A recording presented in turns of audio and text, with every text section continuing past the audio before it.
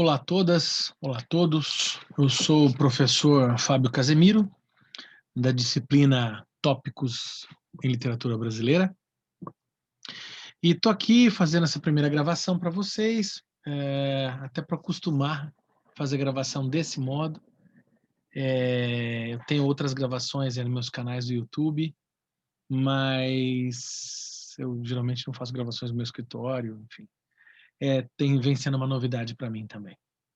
Bom, nesse nosso primeiro encontro da disciplina, ou como vocês costumam chamar, né, como chamamos da Unifesp, a UC, é, eu gostaria de tratar, fazer uma apresentação geral do que são meus intuitos, do que eu acho que é bastante proveitoso a gente conhecer, das minhas intenções com a disciplina, do que eu acho que isso pode proporcionar para vocês, enfim. E do que esperar, do que dialogar, né? Como dialogar, o que a gente o que se propõe que aprendamos aqui.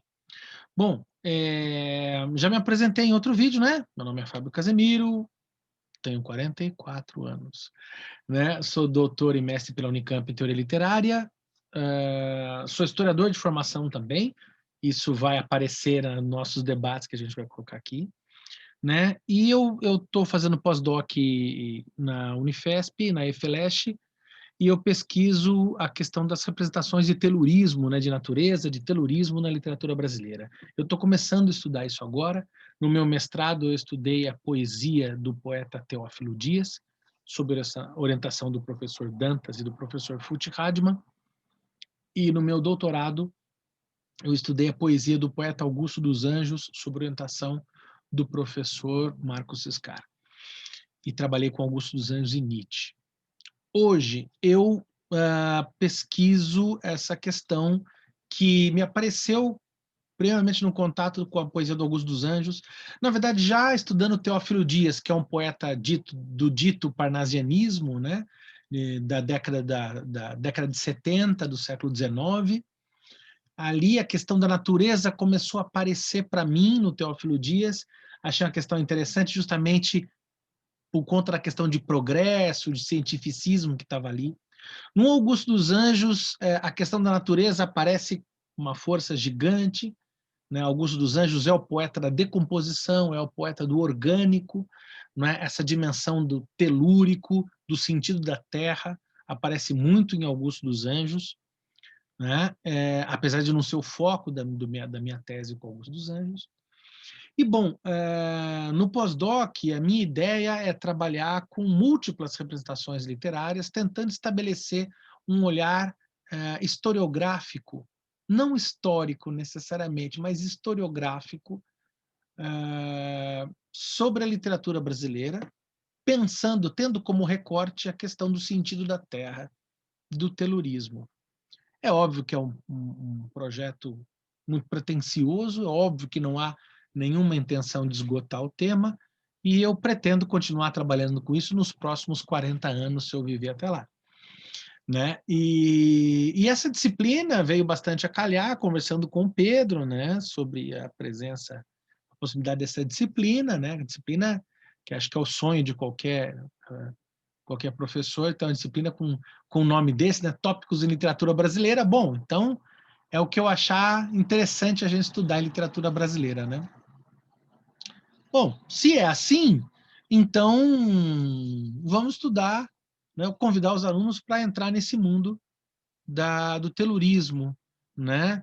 E eu estou chamando de telurismo as representações de natureza que tenham o protagonismo da natureza, ou que a natureza se apresente diante do homem não como um mero cenário, ou como um mero artifício a serviço da grandiosidade do homem, mas que a natureza se apresente ao ser humano como antípoda ou como protagonista das suas narrativas. Desculpe o barulho da urbe aí se revoltando contra a natureza, não é mesmo?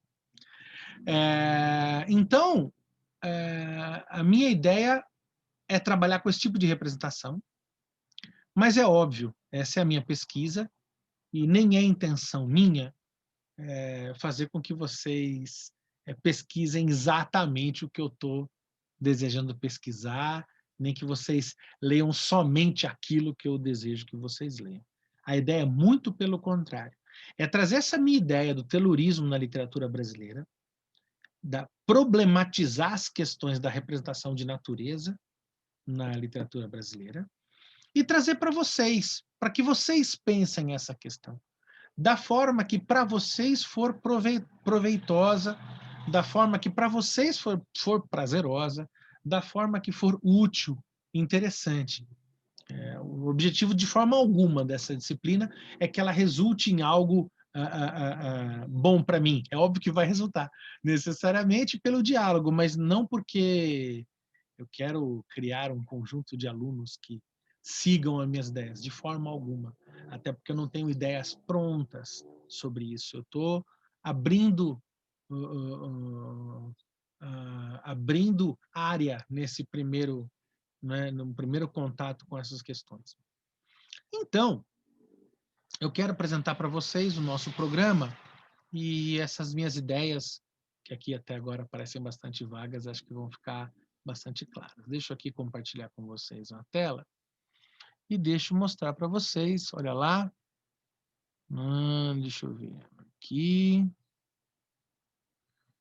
Acho que vai dar certo. Vamos ver. Acho que sim, né? Acredito que esteja tudo ok, né? Bom, esse é o nosso plano de ensino, né? Vou ampliar aqui para ficar melhor, se for possível. Sim? Não sei, acho que não. Bom, tá bom assim. Tá aqui o plano de ensino, né? Atividades domiciliares especiais, né? Unidade curricular, tópicos em literatura brasileira. Bom, eu sou responsável pela disciplina conjuntamente com o professor Pedro Marques Neto, que vocês devem ter encontrado aí. Ele está no nosso grupo do Facebook, né? Tá aqui o meu e-mail oficial da Unifesp, o e-mail do professor Pedro Marques também, está à disposição, tá? Bom, qual é o objetivo dessa minha disciplina? Dessa nossa disciplina? Objetivos gerais: discutir, a partir de leituras de obras literárias, as representações de natureza na literatura brasileira, destacando o que denomino o sentido da terra, ou telurismo. Paralelamente, nos debruçaremos também sobre a presença da cultura popular, da cultura indígena, e eu já coloco aqui da cultura negra em nossa literatura. Esse é o objetivo geral. E por que eu coloquei aqui? Eu coloquei cultura popular genericamente, e aí, como eu hoje passo por algumas questões da cultura indígena, e daí eu não tinha colocado a questão da cultura negra, porque eu falei, nossa, eu não trabalhei muito com isso ainda, né? Então, mas eu quero deixar isso aberto para vocês. Eu acho que não dá para falar de natureza. Como você começa a estudar, a ler sobre representações de natureza e de telurismo na literatura brasileira, você começa necessariamente a se deparar com cultura popular, com cultura indígena e com cultura negra, né? Então, assim, não vamos separar e nem colocar impedimentos, né? A minha ideia é que a gente aborde toda e qualquer produção literária e crítica literária brasileira, né? Que a gente possa abordar toda e qualquer produção literária ou de crítica literária brasileira que trate da natureza, mas que, ao tratar da natureza, possa dialogar ou com cultura popular, ou com cultura indígena, ou com cultura negra, ou com as três, enfim. O foco é a natureza, mas, invariavelmente, essas outras tópicas vão estar entrelaçadas, amalgamadas a essa questão. Na verdade, vocês não se sintam obrigados a dialogar com ou só cultura popular, ou só cultura negra, ou só cultura indígena, não. Né? Qualquer uma delas, e o foco é a questão da natureza, certo?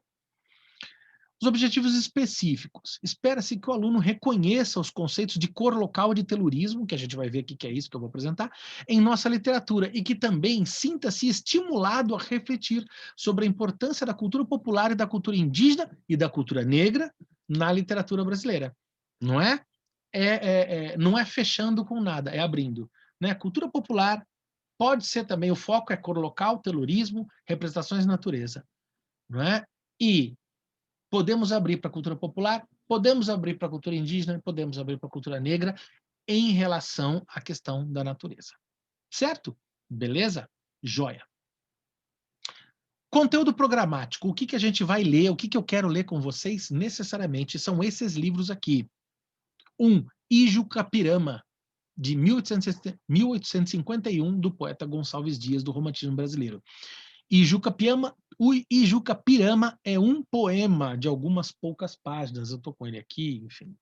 É um poema curtinho, esse curtinho, né? Pedro Lusíadas é minúsculo, né? É um poema de 5 páginas, né? Ijucapirama, que é a história do sacrifício ritual do indígena, narrado em terceira pessoa, né?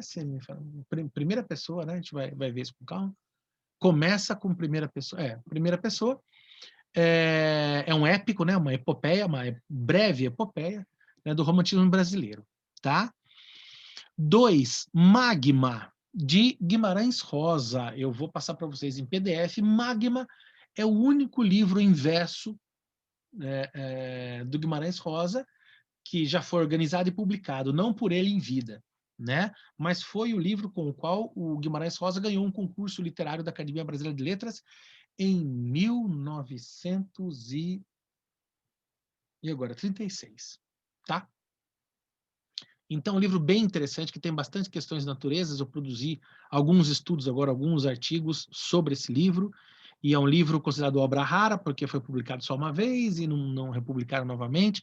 É bastante interessante, vale a pena olhar com bastante calma. E para os apaixonados em Guimarães Rosa, aí, que eu sei que pelo menos tem uma aluna aí, né, que estuda Guimarães Rosa. Para quem gosta de Guimarães Rosa e estuda Guimarães Rosa, conhecer o Magma é um prato cheio.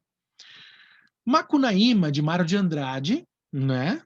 Macunaíma, o herói sem caráter do nosso modernismo, de Mário de Andrade, né? Obra interessantíssima, obra poderosíssima da nossa literatura.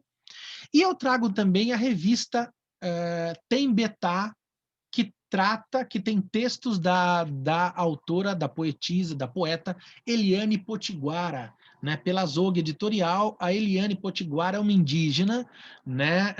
Já é uma senhorinha, né? E ela participou da Constituinte de 88, né? Para elaborar as questões indígenas. É uma indígena muito atuante, de muita importância, né? Ela, juntamente com essa geração de indígenas, aí Ailton Krenak, Daniel Munduruku, ela é muito importante. E recentemente eu consegui adquirir dela um livro chamado também Metade Cara, Metade Máscara, né? Que é outro livro dela muito importante também. E também um outro livro de poesia que saiu, uma revista chamada Revista de Poesia, que é só dedicada à literatura indígena. Bom, o que eu quero trabalhar com vocês é a Tembetá, a revista Tembetá da Helena Potiguara. Agora, duvido que eu vá conseguir escapar do Metade Cara, Metade Máscara, que eu já estou abrindo e já estou desmontando algumas questões nele, e eu acho assim que dificilmente vai conseguir fugir de algumas outras coisas da Eliane Potiguara, tá? Que eu recomendo bastante. Mas, enfim, as nossas obras que trataremos nesse semestre são Ijucapirama, Magma, Macunaíma e Revista Tembetá, com depoimentos da Eliane Potiguara. É isso. Só, né? É a nossa bibliografia básica. Digamos que com essa bibliografia eu vou conseguir apontar algumas questões interessantes. Aí vem metodologia de ensino, né? Atividades síncronas, né? Ou seja, que deve acontecer no mesmo dia da semana, previsto na grade presencial. Serão nossas reuniões do Google Meet, que são atividades que estão abertas, esperando vocês, eu estarei lá, para tirar dúvida, para a gente conversar, para a gente, né, se enturmar, certo? E para resolver questões, para debater pontos, entendeu? E discutirmos as nossas questões literárias. E as atividades assíncronas, né? Todas as demais atividades vinculadas ao C serão desenvolvidas de modo assíncrono, que é visualização de aula gravada, como essa que eu estou fazendo agora, né? Tempo destinado à leitura de textos e visualização dos filmes, né? E tempo destinado à realização do trabalho final, ou seja, como é que vai funcionar na prática? A gente vai ter um trabalho final que vocês vão apresentar, que vai ser um breve ensaio de 4 páginas, 5, 3, de 3 a 5 páginas, um breve ensaio, um estudo, né, sobre uma obra literária que pode ser ter sido sugerida no programa, tanto na nossa leitura, na nossa lista de leitura mínima, quanto as outras sugeridas, ou algo que vocês tragam que se relacione com as tópicas abordadas no curso. É livre, tá? Esse é o trabalho final. Mas vocês vão ter como atividade assíncrona, né? A nossa aula gravada, como essa aqui. E essa aula gravada eu vou disponibilizar para vocês antes, logicamente, antes da nossa reunião, que é a atividade síncrona. Ou seja, eu estou passando isso agora para vocês. Hoje é dia 20, né? Vocês não precisam ver hoje, vocês estão de feriado, né? Feriado importantíssimo para a consciência negra. Aí vocês vão assistir essa aula até as vésperas do dia 27. E daí no dia 27 a gente vai ter a nossa reunião, né? Atividade síncrona, ali online, e aí a gente vai debater o que vocês acharam do programa, o que vocês esperam do programa, suas aflições, né? Quais são os livros do interesse de vocês, né? O que vocês esperam fazer, quais são as questões que a gente pode trabalhar. Aí eu já vou deixando, depois do dia 27, já vou deixar mais um vídeo, que é o vídeo teórico, apresentando as questões de cor local, natureza, etc. Blá, blá, blá. Beleza, vocês assistem esse vídeo, aí na outra aula, nosso próximo encontro, que é o encontro virtual, né? Aí a gente vai tirar dúvidas sobre o vídeo que vocês viram, certo? Esses vídeos vão estar disponibilizados no Facebook, se o Facebook não tiver o problema de tamanho de vídeo, coisa assim. Vai estar disponibilizado pelo nosso Classroom, né, da Unifesp e tudo, e eu também vou deixar disponibilizado para todo mundo do mundo, né? No YouTube. Eu tenho um canal no YouTube chamado Rádio Palavra, que é um canal que eu falo de literatura, que eu leio poemas, eu gosto muito de ler poemas, de colocar minha voz nos poemas e gravar. Então vai estar disponibilizado ali para quem for da Unifesp e quem não for da Unifesp, para quem se interessar pelo tema. Óbvio, nossa, professor, você está abrindo sua disciplina para todo mundo? Estou. Época de pandemia, gerar conteúdo é interessante. Se não fosse só por isso, quero devolver para a sociedade tudo que a sociedade me deu do estudo e de cultura. Então está aí um conhecimento público para todo mundo. Agora é óbvio, aos meus alunos da Unifesp, teremos as reuniões pelo Google Meet, e a eles cabe fazer o trabalho, a eles cabe, né, se enfrentar essa disciplina. Aos demais que estiverem ouvindo essa e outras aulas no YouTube, né, sejam muito bem-vindos, mas, né, vocês não se matricularam, né, não vão ter a minha atenção efetiva, não é mesmo? De qualquer modo, vai ter o espaço da caixa de comentário para quem quiser se divertir, comentar, falar que não gostou. É a regra, né? Vamos lá. Atividades assíncronas, disponibilização de material. Os materiais serão disponibilizados digitalmente em documentos .doc e ou PDF. Então, tudo que a gente for trabalhar aqui, eu vou jogar para vocês na rede, obviamente, para os alunos da Unifesp, isso não no YouTube, agora dirigindo só e unicamente os alunos da Unifesp, será disponibilizado material para os alunos da Unifesp baixarem aí no nosso espaço online, que é o Moodle, né? E também no nosso canal do Facebook, no nosso grupo do Facebook também. E em todos os grupos que tivermos, teremos o nosso grupo de WhatsApp também. Já me adiantei, avaliação. Conceito final da unidade curricular é cumprido ou não cumprido, não é mesmo? Então, aquele que executou o trabalho foi cumprido, não houve plágio, não é mesmo? Sempre lembrando que é plágio. Plágio é todo material que você apresenta em que você fez uma citação, não colocou aspas e não deu atribuição de quem é. Então, você disse que aquilo que está dito é seu. Isso é roubo de propriedade intelectual, né? Isso é plágio. Isso não é aceito no mundo acadêmico. O que você pode fazer é fazer citações e comentar as citações e dialogar com elas e abrir diálogos, né? Com textos. E espera-se que você dialogue com todos os textos. Gosto muito da passagem do Nome da Rosa, né? Quando o monge mais velho fala para o mais novo, né? Que estão na biblioteca, ele fala: mas mestre, o mais novo diz, né? Do que falam esses livros? E ele fala: caro Adzo, livros falam de livros.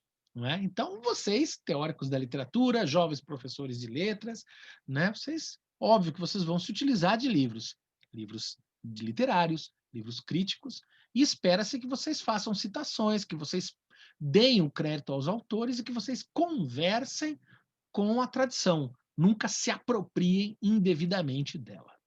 Certo? Muito bem. A bibliografia para o nosso...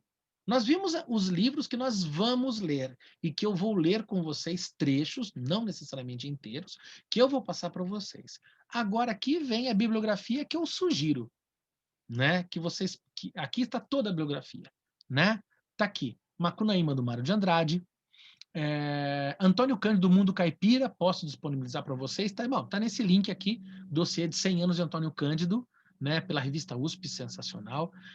A obra Metafísicas Canibais, Elementos para uma Antropologia Pós-Estrutural, de Eduardo Viveiros de Castro, um dos mais importantes antropólogos hoje vivos, né, brasileiro, né? Também tem um outro livro dele, onde é que ele está? Está aqui, que eu já adianto também, né? A Inconstância da Alma Selvagem, um livro muito interessante, né? Vale bem a pena também, a gente pode agregar aqui. Né? Gonçalves Dias e Juca Pirama e os Timbiras, né? Como muitas vezes saem publicados os dois juntos, a edição que eu tenho são os dois juntos. O trecho do Grotesco e do Sublime, a tradução do prefácio de Cromwell, de Victor Hugo, né? É importantíssimo, a gente vai começar com ele, é muito bom esse livro e fundamental para entender algumas questões do romantismo e que pontuam o nosso debate. Leituras Imediatas, que é um livro sobre cultura popular e culturas de borda, da Jerusa Pires Ferreira, que é tradutora do Paul Zumthor, né, aqui no Brasil. Interessantíssimo, vale muito a pena. Eliane Potiguara, Revista Tembetá, as outras obras da Eliane Potiguara que não estão aqui. Magma, do Guimarães Rosa. Um livro do David Trees, chamado Exilados, Aliados e Rebeldes, o Movimento Indianista, a Política Indigenista e o Estado-Nação Imperial. Livro interessantíssimo. E o texto Cor Local, de Regina Zilberman, que está Cor Local, História da Literatura, né, que está na revista Literatura e Diversidade. E tem uma bibliografia de apoio, e aqui vai Os Sertões, de Euclides da Cunha, A Queda do Céu, Palavras de um Xamã Yanomami, de Davi Kopenawa, juntamente com o antropólogo Bruce Albert, né? Livro fundamental para a questão indígena hoje, não dá para falar de questão indígena hoje e da cultura indígena sem falar da Queda do Céu, do Kopenawa, né? Aí do Guimarães Rosa, Grande Sertão Veredas, Estas Histórias, Sagarana, Manuelzão e Miguelim, e o que vocês encontrarem de Guimarães Rosa, sempre a dimensão do telúrico vai estar lá, a questão da cultura popular vai estar lá, vale muito a pena.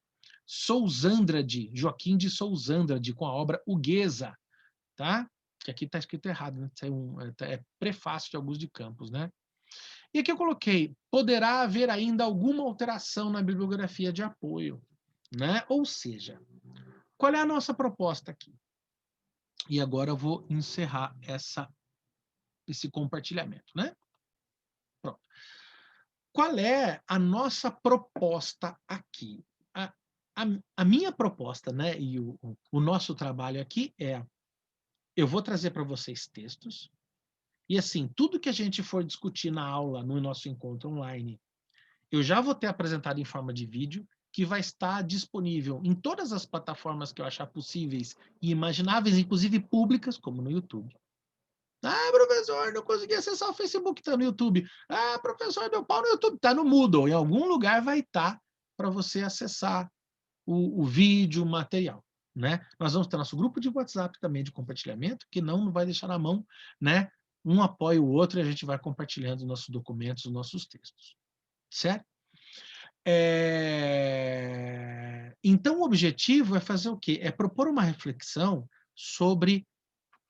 Eu me preocupo muito, e é isso mais do que me preocupa, me ocupa, é os significados das representações de natureza na literatura brasileira ao longo da história da literatura brasileira. Então, se você trouxer aqui um texto colonial, eu achei a carta de caminha, professor. E eu quero estudar as representações de natureza na carta de Pero Vaz de Caminha. Pô, sensacional. Ah, eu quero encontrar as representações de natureza no... Como é que ele chama? Não é no TV, é no Saint-Hilaire, nos textos do Saint-Hilaire, por viajante aqui no Brasil, né? Da época do século XVII, o Saint-Hilaire. Eu acho que é, se não me engano. O Saint-Hilaire, se não me engano, é responsável pela fama da cidade de Itu, né, que falam que Itu tudo é grandioso, né? Porque o Saint-Hilaire fala, olha, as abobrinhas de Itu são maiores, os frutos de Itu são maiores, então, em Itu tudo é grande. Então, quando você vai precisar de Itu, tem lá um orelhão gigante na praça pública, você passa nas banquinhas e compra um lápis de Itu, né? Vem das lendas de Saint-Hilaire, né? Então, olha a ideia de natureza grandiosa, né, de potência de natureza, mas o que... E mais do que isso, o que esconde essa suposta grandiosidade da natureza? Qual é a visão de paraíso, né? Por trás dessa grandiosidade da natureza? No século XIX do romantismo, a cor local romântica. A gente vai ver esse conceito. Cor local está em vários momentos da história, mas no romantismo ela assume uma função política específica, que é tratar da grandiosidade da nação. Então, qual é a função política das representações de natureza na literatura romântica do século XIX? O que, assim, a gente fazer um estudo crítico, né? Então, aí no Guimarães Rosa, o que é natureza? Tem um conto, bom, um conto, enfim, tem vários, né? Mas tem, por exemplo, Meu Tio e Auareté, do Guimarães Rosa, né? Ali tem representações de natureza, tem uma onça naquele conto ali. O que é que... Qual é o lugar político daquela onça? Né? E na literatura brasileira? Aquele elemento selvagem. Né? Como é que isso aparece? Como é que isso aparece em Raduan Nassar? Qual é o lugar da natureza em Lavoura Arcaica? Mas não está na bibliografia, professor. Não tem problema. Você é apaixonado por Lavoura Arcaica, do Raduan Nassar? Eu também. E se a gente pensar a natureza em Lavoura Arcaica? E se a gente pensar a natureza em Copo de Cólera? É a mesma natureza, é a mesma visão de natureza, ela é construída da mesma maneira. Qual é a linguagem de natureza que a gente tem em Lavoura Arcaica, em Copo de Cólera? Para mim, o que interessa é entender, quando a gente olha para a natureza em nossa literatura, o que a literatura olha de volta para a gente? O que ela diz sobre nós? E o que essa visão de natureza entrega? Vamos botar o Brasil no divã, né? Quando esse Brasil fala de natureza, o que esse Brasil diz sobre o próprio Brasil? Né? Eu não tenho essa resposta, até porque ninguém tem e ninguém jamais terá plenamente, porque de que literatura? Romântica? Estão falando do arcadismo? Qual é a natureza no arcadismo? Né? Quando a gente pega a prosopopeia de Bento Teixeira Pinto, o que está dizendo ali? Né? O Caramuru, Frei Santa Rita Durão. Né? Qual é a natureza que está ali? Né? E qual é a natureza que está em Iracema, José de Alencar? É uma natureza real? Essa cor local romântica é a realidade da natureza? É mesmo a natureza do Rio Grande do Norte lá? É aquele lugar mesmo? Não. Existe uma idealização, existe uma função política nessa natureza. Vamos além? Vamos para a poesia. Roberto Piva. Qual é o lugar de natureza em Roberto Piva, na poesia de Roberto Piva? Roberto Piva, recentemente, esse ano, foi 2020, foi 10 anos da morte de Roberto Piva. Pouca gente comentou. Né? Um poeta sensacional, um poeta da São Paulo sob narcótico, né? Uma poesia alucinógena, alucinante, toda carregada de orixás, de candomblé, de uma sonoridade da macumba. Né? A questão africana, nossa, já diria Roberto Piva, o jazz é um Exu africano. Né? E aí, qual é o lugar de natureza em Roberto Piva e qual a função política dessa natureza? O que quer Roberto Piva ostentando uma natureza selvagem no meio do concreto e no meio do cimento da São Paulo, da cidade de São Paulo, em pleno século XX, alucinado de narcótico, né, num rito xamânico, profano e sagrado? Qual é o lugar da natureza aí?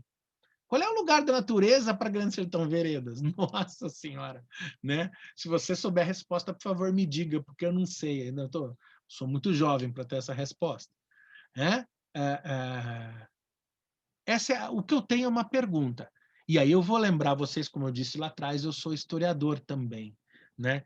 E nós, como historiadores, temos perguntas. E essa é a minha pergunta. Qual é o lugar da natureza na história da cultura brasileira? Nunca é um lugar só. Quais são os múltiplos lugares que se dá para a natureza na história da cultura brasileira? E quanto a relação da cultura brasileira, no nosso caso a literária, diz de nós mesmos enquanto civilização? Pergunta mais importante não existe, não é? Para agora, então? Nossa. Então, sintam-se todas e todos convidados.